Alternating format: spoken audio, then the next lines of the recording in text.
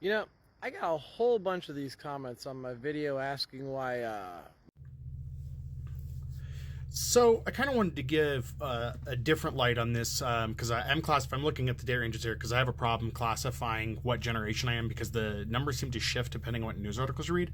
But according to this one here from the Beresford Research, I would be classified as millennial because I'm like 38. And it says that between 1981 and 1996 makes you millennial. So, and I guess I would preface it by saying, why don't we have a millennial? Why don't we have millennial representatives? Like, why is everybody so damn old that's in office? And I've heard a lot of comments about how, if you say you want to be president, then you're probably the wrong person to be president. But I don't think that's right. Like, there's another video I need to do about just how people don't want to make things, like, don't make it all political. And it's like, it's not that political. And everything's political, which is another video I need to do. But no, I would not mind being president of the country because my process on certain things is different, right? Like, let's take a profession like police officer. I don't want to be a cop because I have this authoritarian want to do things. I want to know the inner workings of how police work. And for me, the way my brain works, if I can't hands-on do something, then I don't understand how it's working. But I wouldn't mind being president.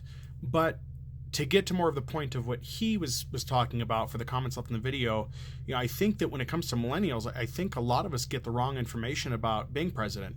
As far as I understood for the longest time, and it isn't true now, it is still kind of difficult without this requirement, but it seems like you need to have a law background to be any type of member in Congress.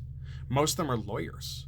Now, certain people like Boebert, I don't see them having any background whatsoever that makes them belong there. And I'm going to do a video about her coming up here after a bit. But, and that's the problem, right? Because then you have somebody like Boebert that gets in and then people are like, that's why normal people shouldn't be doing this. You have to be just a special type of person to be in Congress or to be an elected representative. But we don't, right? Anybody can run. So then the other portion it leads to is why shouldn't younger people do it? And it's like, they don't have the life experience yet. But looking here, just looking at the age range, if this is correct and accurate, 27 to 42 is millennial. Wouldn't that be a better way to do things? Like, that should be your max term in office, 25 to 40. That's it. Youngest you come around is 25. The oldest that you can stay till is you're 40. That puts you right in a good sweet spot to be where the issues are, right? And on a kind of comedic note, you'd know in that 25 to 40 range, wouldn't you, who's misappropriating the money just based off the crap they'd buy? Old people spend money on things that are kind of nonchalant, like golf crap and stuff. And you can kind of tell there. Whereas if somebody was like 20, look at Lauren Boebert, look at the crap she's doing, just the really ungodly clothing she's worn sometimes and the dumb things she's doing. And it's like, you can tell when she's wasting the money, But back to the more serious portion of this, 25 to 40, that means that even if you're starting off as a freshman, House member, you are new. You have a couple years to figure it out, more so by getting the inner workings in. And by the time you're 40, it's probably time to move on, right? Because if you've done well in there, then you should be able to have things set up for your fellow countrymen to be able to make things better on all. And you should be at a point where you can maybe retire a bit better. But I think the other reason too is that, as has been discussed numerous times, you can't because you don't have the money. You are being priced out of being a politician. You don't have the money. So you would have to take money from people that you are not going to want to do those things, right? Like, I know right now that in order for me to run for let's say I want to run for a House seat for Colorado, right? I would have to raise enough money to get my voice out there. I'd have to have enough money fundraised to do meets with people, to do town halls and stuff. All of that costs money. That's aside to the cost to get on network television.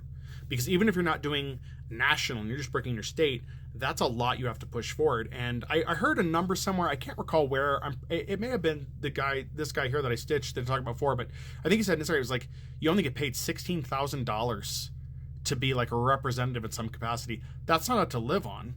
It almost is like the system is set up for you to have to take bribes to keep doing what you're doing. And I don't have the conscience for that. I would want people to fund me, but the people that I would represent don't have the money to fund me. And I'm at the firm belief now that there are less than 1% of all organizations that raise money for politicians are honest. Less than 1%. Or at a point, I should say, not necessarily honest, but are the lesser of evil, right? Because even if you look at organizations that support animal rights, there's issues with some of those where they may not be appropriating the funds correctly. Maybe they're giving, 75% of the money to their leadership and 25% is going to the charity. I don't want to take money from somebody like that.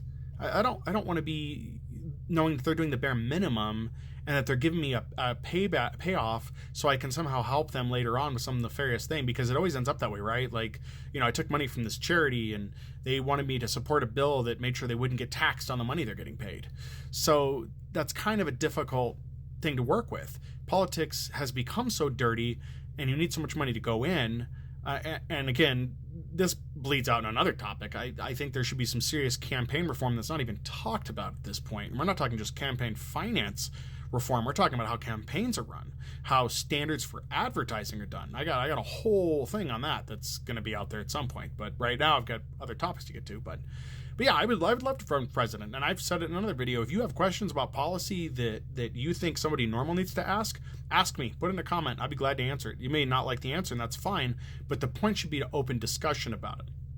And if you're not understanding stuff, I'll explain to the best of my capacity. And if I don't know something, I'll look into it. That's who I am, and that's who my generation should be, is people that aren't afraid to say, I don't know, but I will find out.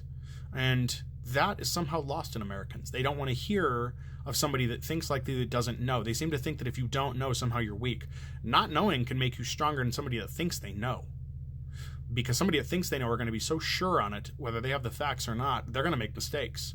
If I make mistakes and I don't know, it's easier for me to stop a bigger mistake from happening or avoid mistakes altogether by learning. But the arrogance in this country of the politicians thinking they know everything has to stop. And Lauren Boebert, as a reason, is an example of that. She thought she was immune from being kicked out of a theater because she was a politician. You could see her mouth in that video. Do you know who I am? And that's one of those things that people who end up in positions of power abuse, and you can tell. So, but yeah, I think there's been a lot of misconception about, why you can't become a politician. I think he nailed it for the previous generation, but for our generation, I think a lot of people are getting false information about why they can't.